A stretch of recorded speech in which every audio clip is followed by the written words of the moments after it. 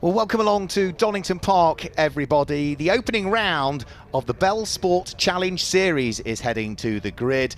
Before we tell you a little bit more about the series, it's probably best that we catch up with one of the key men behind this brand new series for this year. We caught up with Tom King earlier today. We're here at the Bell Sport Challenge Series awning, and we've managed to grab a word with Tom King, series coordinator, organiser, owner. Yeah, that's it. Yes. So I'm here. We're here for our first round of the Bell Sport Challenge Series. It's been quite a journey to get here, but we're really pleased. It's all new. It's a one-make Ferrari race series for what we call paddle shift era challenge cars. So everything from 360 all the way up to the 488 non-Evo cars. We've got 6 rounds. Got 12 races this year. Starting off here at Donington. We're really excited.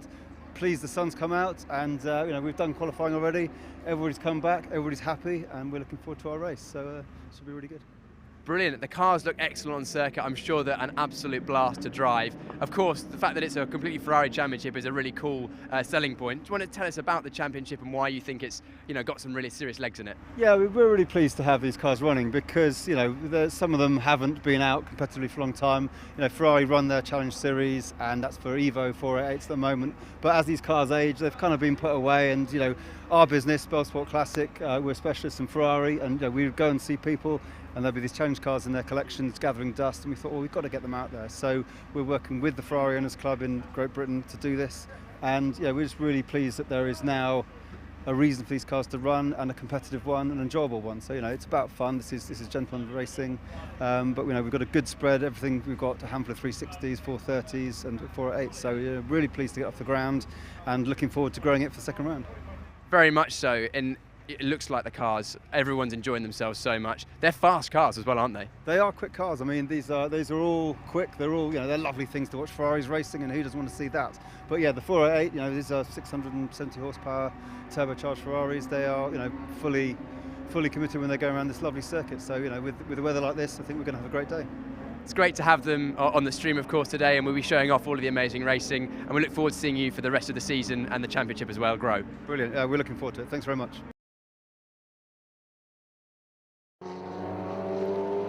So great to catch up and understand a little bit more about this new series, and as we heard there, split into those different categories and catering for any Ferrari 360 onwards in reality, as long as it's not a 488 Evo specification car. Let's guide you through the grid then. Wayne Mars was dominant in qualifying, was 4 seconds quicker than any other car, so he lines up on pole position with Andy Christopher sitting alongside. It's Darren Goes and John Pearson that line up there on row number 2, and row number 3 sees Richard Dougal line up alongside Mick Dwayne, you could argue, racing at his local circuit, the man from Nottinghamshire.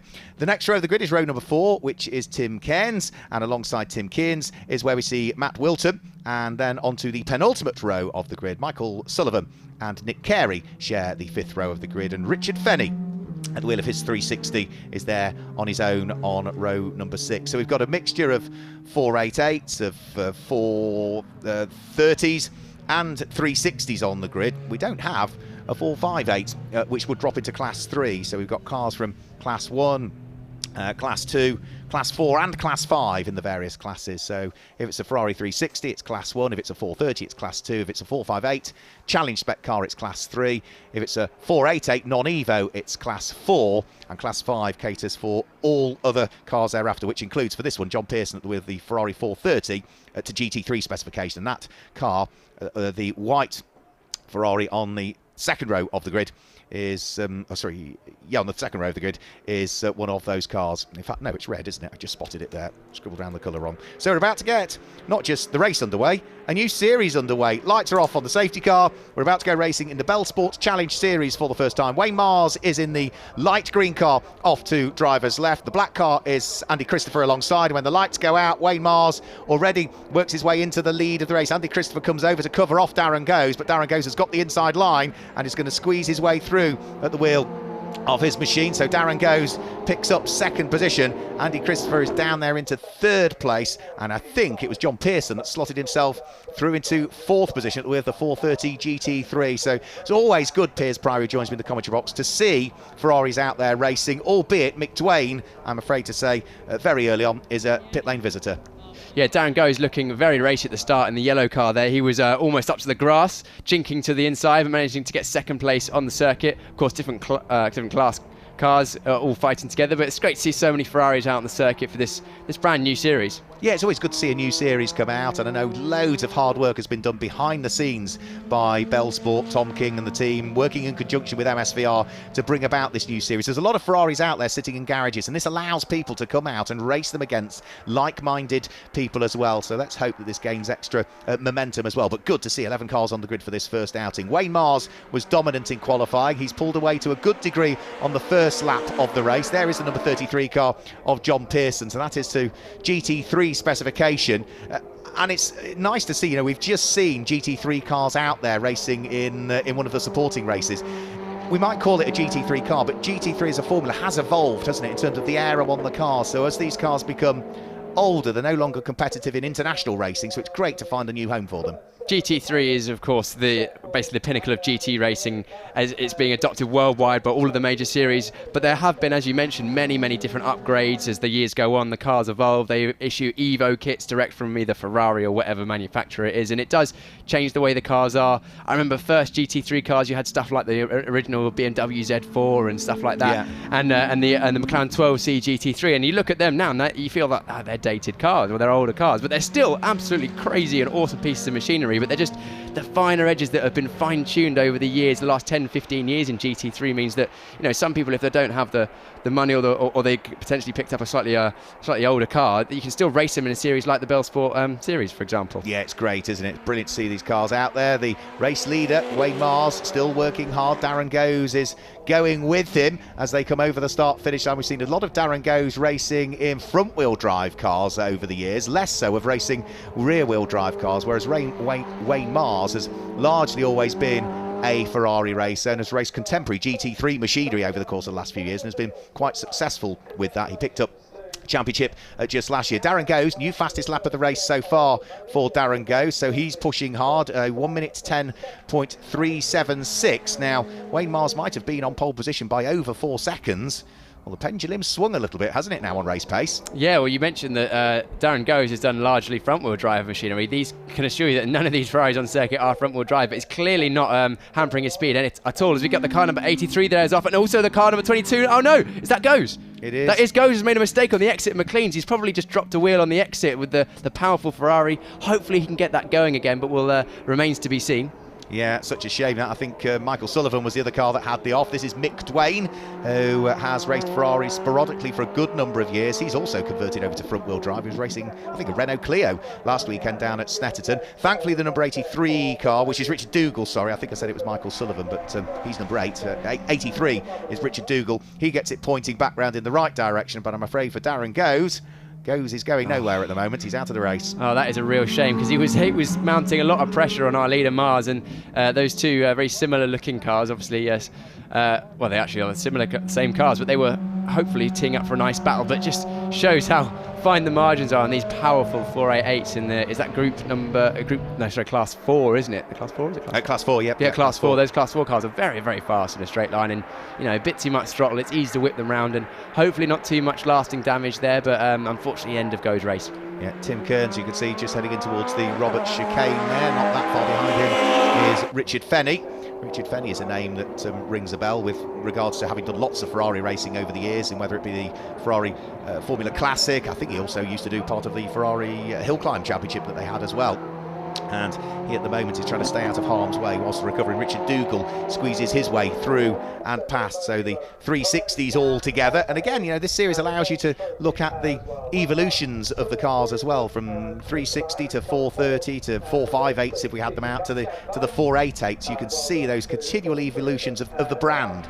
Yeah, the Ferrari brand, everyone knows Ferraris. They're beautiful looking cars. They sound great. These are thoroughbred racing cars, of course. All the basically the pinnacle of GT racing in their own eras, and now being able to be raced on circuit together in this Bell Sport series is great. And also the fact that the owners of these cars now have a dedicated series for them. Yep, it really is great to see. You can see the 430 fighting away with the 360 there, and Michael Sullivan will allow Richard Dougal to squeeze his way through and past. So Richard Dougal gaining a further position there after his spin. That will put him further up through the order. Another place gained, so he's going to be knocking on the door of the top 6, one would have thought, by the end of this particular lap. 30-minute race, for which we've got 24 minutes still remaining, and still some good fights down through the order. Richard Fenny is still pushing hard at the wheel of the number 25 car, looking to try and apply the pressure to Tim Cairns that lies ahead. Tim Cairns, rather, I should say, that lies ahead.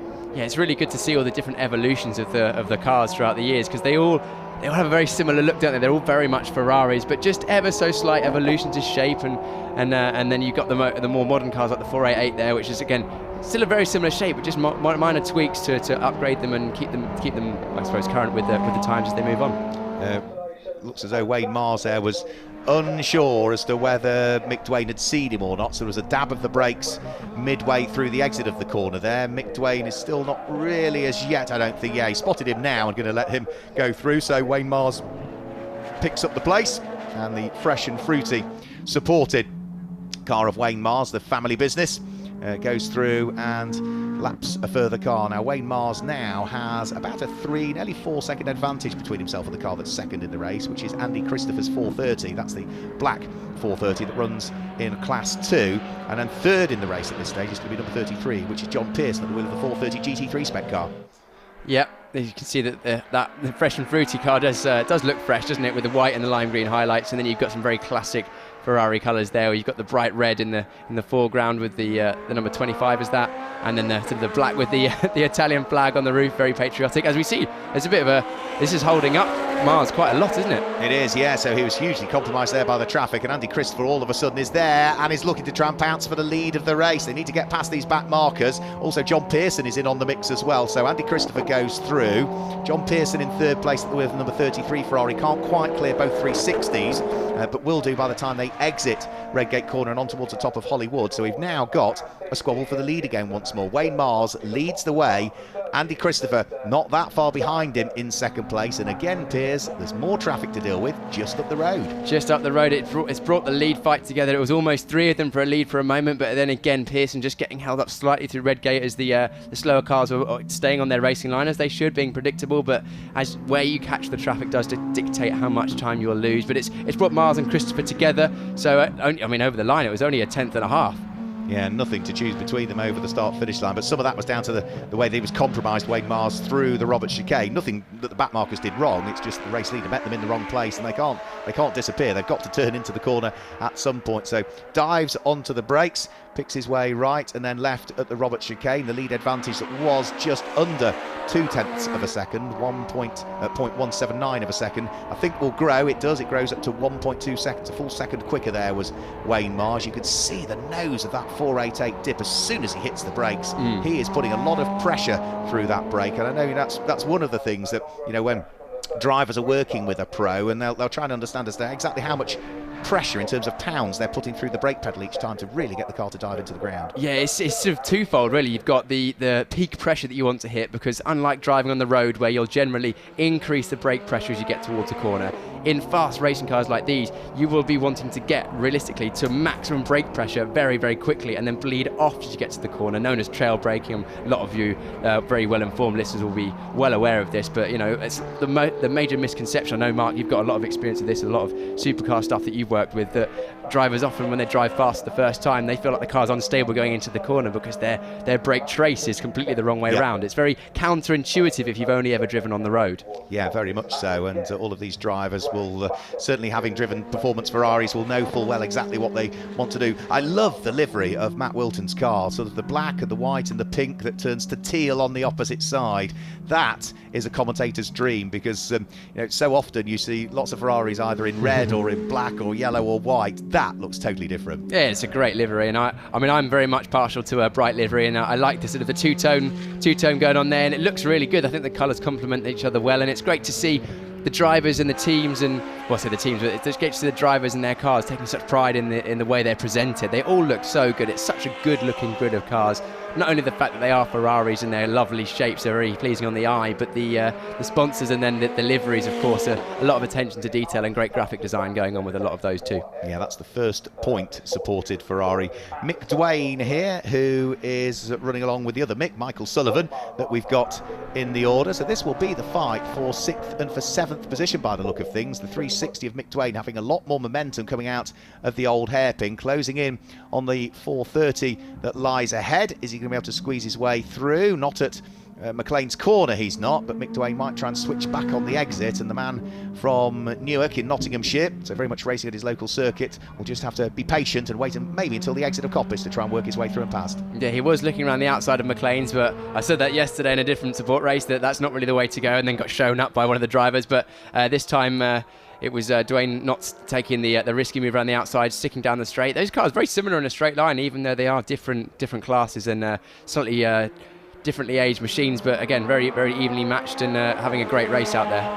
Yeah, and the 360 was sort of the end of the line for some of the Ferrari engines, and whole new engines were introduced when the 430 came out, so it was sort of the end of an era almost, the 360, in terms of power plants inside Ferrari engines. 430 though doing a good job at the moment of holding him up, so Michael Sullivan still managing to keep Mick Dwayne behind as they start to head through the Craner curves. They'll be on lap 9, lap 10 at the moment as they head down through the Craner curves. Wayne Mars still out front and leading the way, and we're not far off the halfway point of this race now. 30-minute race and 18 minutes remain. Yeah, plenty of track time for all of these drivers. As we see, is it gone off? Yeah, he had a bit of a moment on the exit there, I think, Dwayne, just getting a bit squirrely and ended up on the right-hand side, 2 wheels on the grass, which lost him a little bit of time. Again, we saw goes from second place, made a mistake, and it's these Ferraris, they are a thoroughbred, so you don't drive them quite right. It's so easy to make a mistake, which is why they're so rewarding to drive. I spoke to Tom King at the start of the weekend, who's the series coordinator, manager. I'm not sure exactly his term, but he's one of the guys that put this series together, and he said the 360 California as well, of course, and a 458 I think as well. Yes, but there's most Ferraris will find our left-hand drive, and part of the thrill, I suppose, part of the thing that says in the DNA is, of course, they're very Italian vehicles. Very much so, yeah, very much so. And most of the cars that are built to challenge spec ultimately are always built left-hand drive, because then they don't have to, whether it be Ferrari Challenge UK or Europe or North America, or all of those, they're all built to the same specification, and they don't have to worry about what side the steering wheel is. So Mick Dwayne is just threading his way through Coppice Corner. He has completed 9 laps so far, so he's about to chalk lap number 10 into the book. Wayne Mars is still out there and leading the race at this particular stage. Second in the race is number 21, which is Andy Christopher, and third is number 33, which is John Pearson. Well, John Pearson is looking to see whether he can work his way through a little bit of traffic, as Wayne Mars also does the same. He is managing to place a lap upon Nick Carey's car there, and I think the next car he'll deal with will be the number 7 car in the hands of Tim Keynes. Yeah, nice move through the traffic, just slicing through there, not losing too much time. Again, the novice driver there in the black Ferrari just keeping out of the way, doing the right thing, being predictable on their line, so that the fast cars coming through, there's no issues. Yes, that was Tim Keynes that moved out of the way. The 73 car of Nick Carey at the wheel of his 360, just threading his way through the Roberts chicane. So that will be 9th and 10th place that have been lapped by the race leader now. There's another quicker car coming up behind before too much longer, though. That's going to be Andy Christopher, that's sitting there in 2nd place. 3rd place over the start-finish line, and 4th place quite close to each other here, because John Pearson can look in his mirrors and he can see that not that far behind is going to be, that'll be Richard Dougal, I think, isn't it, that's right behind him? Yeah, Richard Dougal. The last lap actually was quite a bit slow for Dougal. It was a 16.4, I think. Am I misreading that? Yeah, that isn't Richard Dougal behind. That's a back marker behind yes. him. I do apologise. Yes, yeah. So that'll be Michael Sullivan, I think, I'd imagine. Yes, it must be. And Dwayne just set his fastest lap. Sorry, Dwayne in the number 77 Ferrari just set his fastest lap of the race, a 16.4. So soldiering on, and then another green first and another green second sector. Yep, so they're still pushing on. We're at the halfway point of this race now as well. So this is John Pearson, full GT3 specification Ferrari 430, which we used to see a lot of in international racing, and including things like Le Mans and the early stages of what was called the Blancpain series at the time, and lots of them in British GT as well, where they were hugely successful. Yes, of course. The it must be one of the first iterations of the GT3 car, mustn't it? The 430. Yeah, it probably would have been. Yeah, I think you're absolutely right. So he's almost a founding member of the GT3, which the GT3 has now gone worldwide. Pretty much a GT3 championship in every nation, and included in all of the major multi-class and GT racing series, as you mentioned. What was Blancpain, now GT Challenge. Yeah, so it's quite cool to have that piece of history. Yeah, it is. It's great to see the cars out there rather than them just being sitting there in the garages at home. Nick Carey threading his way out of Redgate Corner.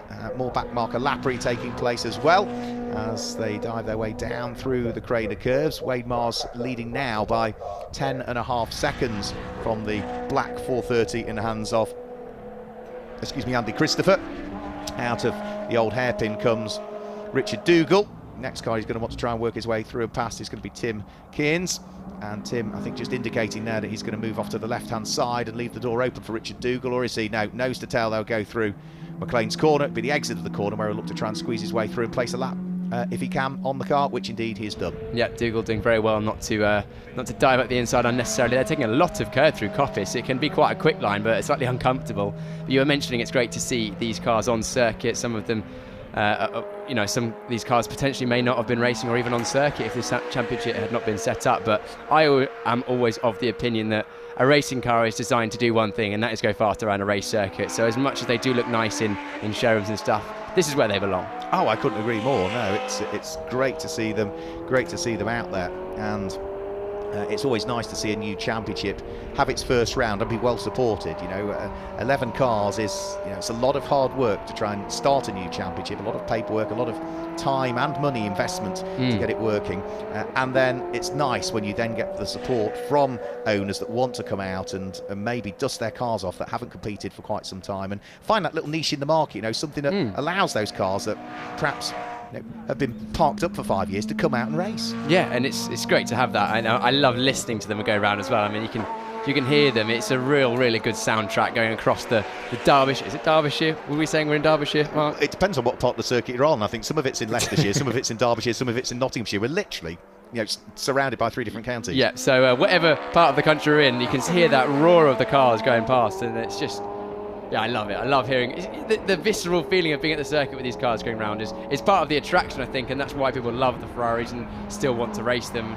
And the fact that you've got so many different ones on circuit together is... I just love seeing it. It's roughly the whole length of the start-finish straight that separates Andy Christopher in his 430 in second place and the 430 GT3 of John Pearson that's there in third position. Mick Dwayne, as we see now, is there in 6th place, and he is starting to close up onto the coattails of the number 23 car, which will be Mark Wilton. So let's just have a quick look. There is a lap between the pair of them. There goes our race leader, Wayne Mars, still with the fastest lap of the race being a 1 minute 9.4. He's eased his pace to nearly the tune of a second now, actually, at the wheel of the fresh and fruity backed 488, for which, if it's an Evo specification 488, it's not allowed in this new series. You're allowed the 488, but it can't be the Evo spec car. So Wayne Mars is now completing lap number 16, heading on to lap number 17. And he looks comfortable in the lead, doesn't he? He's not overdriving the car. He's built up a 5 3/4 second lead. He can just control the pace, surely, for the final 10 minutes. I think it looks like... Sorry, I think it does look like he's actually out there, and he's knocked pace back a little bit. His fastest lap of the race was earlier on in the race when he was being chased by Goes, I think, or just after, actually, and he was at 109.4. The last lap, 111.4, so a couple of seconds off his ultimate pace, but that's him just being out there, making sure that the car's feeling good, not pushing too hard, making sure he doesn't make a mistake, because he's pretty solid, with nearly a 6-second gap. No, actually, 11-second gap to second place, so, he's not really going to lose that on pace, but if he makes a mistake, that could easily go. But also, going out there and just making sure that he's enjoying his drive and is a wonderful piece of machinery. So there goes Mark Wilton out of Coppice Corner. He is the next car that is going to be lapped by Wayne Mars. So Wayne Mars has lapped everybody up to and including 5th place at the moment, such is his pace. So Mark Wilton is the last car that remains on the lead lap. And as for class leaders at the moment, let's pick out some class leaders for you. Wayne Mars leads the race overall, and he leads class 4. Second place is the class 2 leading car of Andy Christopher. Third place is another class leader. That is going to be John Pearson. He is the leading car in class 5. The first car that is the Not leading its class is going to be Mark Wilton, because he's second in class 4 at the moment. And then in 5th place, it's another class leader, number 83, Richard Dougal, leads class 1. And those will be your respective class leaders at this stage. We've got all of the class leaders inside the top 5. Yeah, it's great to see all those different drivers doing so well in their own respective classes. We've got nice to see a few cars in a few of the different classes, so it's not just one person per class as well. And it looks like those cars there are braking very heavily up to Coppice, making sure that they can get around that blind summit. Of course, getting a mastery of not only their cars but the circuit is part of the fun of these cars. And also, it's great to see so much track time as well. Half an hour races is a long time in one go to properly stretch the legs of their Ferrari machinery. Tim Cairns in 9th place, under pressure. Right behind him is Nick Carey. So Nick Carey trying to close in on the number 7 Ferrari that lies ahead. They are both in Class 1 as well. So this is for 3rd and 4th place in Class 1. Look in the background and you can see that Wayne Mars is on his way, having just placed a lap on Matt Wilton's car. So Matt Wilton has gone off the lead lap now at the wheel of the distinctively liveried white and dark blue and pink and teal coloured car. So it's only the lead 3 that now remain on the lead lap, and Wayne Mars leads now by an ever increasing amount of time. 12.5 seconds now is the lead advantage between himself and Andy Christopher, who just seems to have fallen away, doesn't he, over the last few laps? Yeah, despite lapping a couple of cars in that last lap, Mars still extended the gap by about 6 or 7 tenths of a second. So still romping away at the front. Pretty dominant victory if he can bring this home. Touch wood. Don't want to curse him now, because he's still got some cars to go past in the lap traffic. So yeah, very dominant start, and to be the first winner of the class and overall in this series would be a cool thing to have on your CV. Yeah, it really will be. Yeah. And Wayne Mars has done a good chunk of winning over the years in Ferraris, amongst other manufacturers' cars that he's driven, but largely I think I've seen him behind the wheel of a prancing horse more than anything else at all. He's about to start lap number 20 as well, is Wayne Mars. So he flashes his way over the start-finish line. There goes Matt Wilton at the wheel of the number 23 car. I think I might have inadvertently referred to him as Mark Wilton earlier on, but it's Matt Wilton, and he is comfortably there in 4th position. Up towards us now also comes the car of Tim Cairns, the number 7 Ferrari 360, still there in 9th place, but he hasn't fully shaken away the red 360 that sits behind him. There they go, that's his 10th position, Nick Carey. So that's still a battle that's brewing. Yeah, a battle between 2 novices as well. You could see on the rear of their cars, both with the yellow square plate with the black crossing. So both within their first 6 races of car racing, and using this as experience on circuit, but also racing together is great. It's great that they've both got someone of a similar level and experience to race against, and they're doing a great job on providing some entertainment for us here. Yeah, they're both 360s, but both look very different, because the car that's ahead, which is the number 7 car of Tim Cairns, doesn't have any of the sort of front splitters or rear spoiler on. It's very much a road spec looking 360, whereas the car behind looks more sort of challenge spec, doesn't it, in that respect? And they both move out of the way to allow the 2nd place car of Andy Christopher through.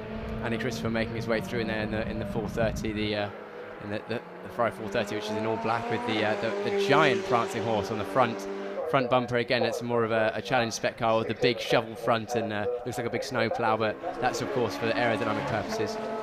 Richard Dougal, who is running in 5th position at the wheel of the all-white number 83 Ferrari 360, is about to try and wiggle his way past Richard Fenny, if at all he can. That will be not for position. This would be for position now, and I think he's finally made it through, has he? So no, not quite. I thought Nick Carey had got the job done down the way in towards Redgate. I think he's going to wait until the way out, and then finally, no, still can't do it either, because Tim Cairns is not going to let him through. No, look, I thought they were going to go side by side down the Craner curves there, which would have been pretty daunting for anyone, especially two relative novices. So, but they're still line astern. I'm expecting that Cairns is going to have another challenge as well. Yeah, he's going to have another nibble at some point. We'll have to wait and see. He's not going to do it up at McLean's corner. I need to keep an eye on another car closing in on them behind, which I think is Mick Dwayne. And into the pit lane, I'm afraid that's Richard Dougal. So problems for Richard Dougal. He was running right towards the sharp end, but I'm afraid the number 83 car is trundling its way down pit lane. Team are ready to greet him and have a conversation, and straight away the mechanic looks around what will be the right hand side of the car. Yeah, it looks like potentially there's an issue on the right hand side. I'm not sure if they will be running radios in this series. Probably it might be car dependent, but having a look, talking to the driver, finding out what the issue is, and hopefully that means that there's nothing crazy. It makes way back to the pits under its own steam. Yeah, and let's hope that whatever the problem is, they can get him back out for the race later on, because we do have, around about 10 to 6 this evening, we'll have a second race for the Bell Sports Challenge Series here. Mick Dwayne looking to try and place a lap on Tim Cairns. Mick Dwayne running in 6th position. That's going to become 5th before too much longer because of Richard Dougal's retirement. And he works his way through and past the Ferrari 360 of Tim Cairns on the run down through Hollywood. So that is not 4th position. That's Mick Dwayne a further lap ahead of the car that he's just overtaken.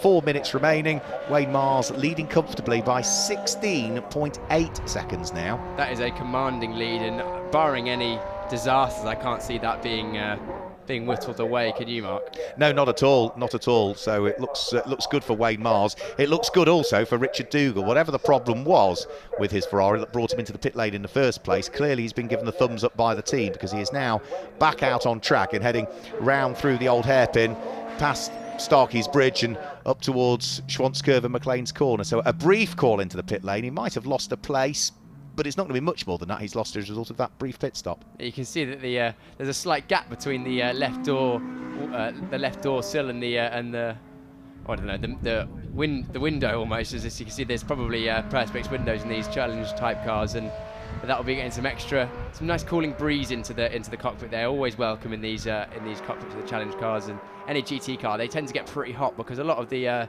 sound deadening and thermal insulation is removed when they are converted into a racing car. Yeah, you get the heat soak, don't you, coming through from the engine, from the gearbox, from the brakes potentially as well. And because, of course, you're wearing a fireproof overall with underwear and a balaclava and a crash helmet on, you can't disperse the heat out of your body. Into the pit lane now, I'm afraid to say, comes Tim Cairns. So quite what the problem is with his car, I'm not sure. So the number 7 360 enters the pit lane. Hopefully that's not a retirement for him either, and we'll get sent back out. Yeah, it'd be good to get out for another couple of laps. Only 2.5 minutes remaining now, so getting into the closing stages of this race. Last, 2 or 3 laps, as we see our overall race leader Mars leading the way, extending the gap even further that last lap. The gap is now 22.9 seconds, so Mars actually picking up the pace somewhat with a sub 11 minute, 1 minute 11 lap time, 1 minute 10.7 last lap, compared to Christopher in 2nd place in the Group 2 Ferrari 430, who did a 15.8, so gapping by about 5 seconds that last lap. Back out of the pit lane comes the number 7 Ferrari, so all potentially well for that one. Wayne Mars will be flashing his way midway through the lap this time through, and I think next time he comes over the start-finish line will probably be on his penultimate lap of the race. So yeah, by the time he comes over the start-finish line, there's going to be more than a lap time left. So he's about to start his penultimate lap of the race this time through, so that's lap number 24. We should squeeze 26 laps out of this race now as Wayne Mars goes through, and now has a fairly clear track ahead of him again for the remaining couple of minutes. Yeah, he's definitely winding up the pace a little bit now at the end of the race. He's now sub 10 minutes, so 1 minute 9.795, only 3.5 tenths away, or 3.9 tenths away from his fastest lap of the race, and he will have fastest lap of the race. You remind us, Mark, of the point system. Will he get an extra point for that? It's just a series, this one, so yeah, there's no championship points available. It's a series that's been introduced for this year, so it's a series of one-off races with no maths to do behind the championship, which from a commentary perspective always makes it much easier. And as my co-commentator in the GB3 Challenges says, Lewis McLeod never trusts a commentator's maths anyway, so... Yes, no, I agree. I'm always fearful of my mathematics, and Miss Quarmby could tell you it was never my strongest point. So over the start-finish line comes the number 33 car in the hands of John Pearson. That is the all-red GT3 spec car that's just heading through Redgate Corner now. The car that was in the pit lane just goes through shot now, but for Wayne Mars, he's about to head on to his last lap of the race now. The white car with the light green flashes to it is the man who has led every single lap so far. Might have been pushed hard in the early stages by Darren Goes, and then after Darren Goes' retirement was caught almost through the traffic by Andy Christopher, but there's not been a great deal of looking back for the last sort of 15-20 minutes or so. He's been very much on his own. No, and he's set another fast lap. He's getting very, very consistent fast laps towards the end of this, and it was also good on the exit of Redgate turn 1 and down Hollywood that the back marker using the indicators showing exactly where he was going and where the clear route was through for Mars. And let's see if he can actually set a fastest lap on the last lap of the race. He's been getting gradually quicker the last 3 or 4 laps, and only 3 tenths away from his best overall lap now, so it'll be interesting to see his lap time as he comes over, because it's almost inevitably going to be a win overall for Mars this time round. Yep, so through Coppice Corner for the final time goes Wayne Mars, and he has got a 48-second lead now. Is there a problem? That makes me wonder for Andy Christopher, because Andy Christopher did a 1 minute 24 last time through, so not sure all is well for Andy Christopher in second place. He might be limping that car towards a checkered flag, but there's no such limping for Wayne Mars. He's going to come through and chalk up the first ever win in the Bell Sports Challenge Series as they conduct their first weekend of racing. Are we going to see Andy Christopher in the black 430, car number 21, with the big prancing horse on the front? Is he going to finish in second place, because he gave away 14 seconds to the car behind him last time through? Yeah, that's a big margin to lose. It's clearly either a mechanical issue or a big mistake that we haven't quite seen on camera, so be interested to see what happens there. And he's could be falling into the clutches of Pearson, who was only 11 seconds behind on the previous lap. So, you know, if he loses another 14 seconds, that could be that position gone. As we see them coming down the back straight, looks like he's on his own, though. He is on his own. That makes me wonder what's happened to Pearson. Yeah, let's have a quick look. So here comes Andy Christopher. So it must have just been a mistake from him somewhere, or maybe the car faulted and he had to Alt Control delete it to reboot it. Don't know, but he's going to come over the start-finish line and finish in second position. Yes, quite a distant second place, because he's nearly 60 seconds behind in the end, 54 seconds adrift of Wayne Mars, the race leader. And here now comes John Pearson in his 430 GT3 over the start-finish line to finish in third position. So that is all of the cars now having taken the checkered flag, and there were just 3 cars that remained on the lead lap in the end. That was Wayne Mars, Andy Christopher and John Pearson. Other than that, everybody else was at least 1 lap down. Such was the pace of a fairly dominant Wayne Mars. So let's confirm the results for you then in the first ever Bell Sport Challenge Series. Wayne Mars claims the win by 54 seconds in the end from Andy Christopher there in second place, and in third place it's John Pearson. Each one of those in the top 3 winning their respective classes. Matt Wilton was there in 4th place, ahead of Mick Dwayne in 5th place. 6th went the way of Michael Sullivan. 7th was Richard Dougal, ahead of Richard Fenny. And then the last of the finishers was car number 73, Nick Carey, and Tim Cairns as well, after his brief visit to the pit lane. Sole retirement was Darren Goes. And that's it for the moment for the Bell Sports Challenge Series. We're back for race number 2 later on here today at Donington Park, around about 10 to 6. So until then, goodbye.